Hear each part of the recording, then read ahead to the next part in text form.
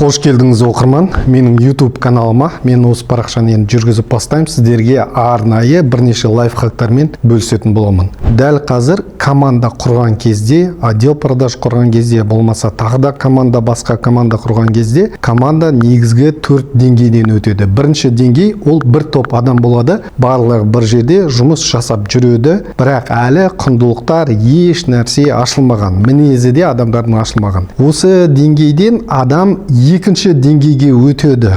Ол жерде саботаж дейді, яғни адамдардың ішкі өздерінің ойлары, ішкі қарсылықтары шығып бастайды. Адам осы жерде өзінің ойын қосқысы келеді, өзінікін жасағысы, істегісі келетін болады.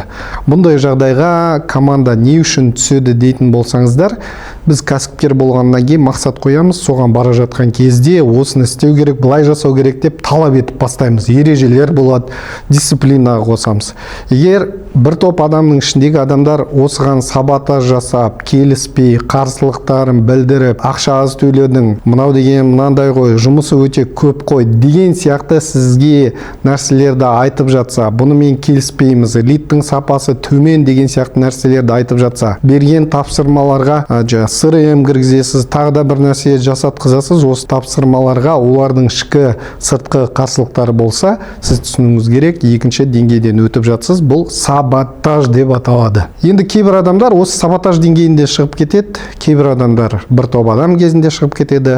Саботаждан кейін кейбір адамдар қалады, кейбіреулер шығады. Осы аралықтан кейін сіз хаос деген деңгейге түсесіз. Хаос дегеніміз не? Барлығына бәрі бір болып кетеді. Ешкім еш нәрсеге жауап бергісі келмейді. ИБД дейді, имитация бурной деятельности. Бәрі жасап жүрген сияқты, бірақ результат жоқ кез болады. Осы жерде хаос болып кетеді. Кәсіпкерге өте маңызды осы хаос кезінде өзінің командасын, бизнесін басқа біреуге, білмеймін, робқа болмаса директорге тапсырып, өзі шетте қалып қоймау керек. Өйткені хаостан шығудың бір ғана жолы бар.